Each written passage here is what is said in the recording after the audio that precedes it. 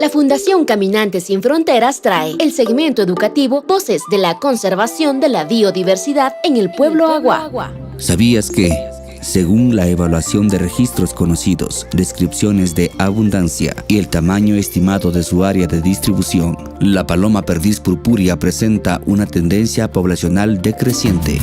La paloma perdiz purpúrea disminuye. Proteger su hábitat hoy ayuda a salvar su canto. Es un mensaje de Voces de la Conservación con la colaboración de la Federación de Centros Agua del Ecuador, el apoyo del Fondo de Alianzas para los Ecosistemas Críticos y Fundación Futuro Latinoamericano.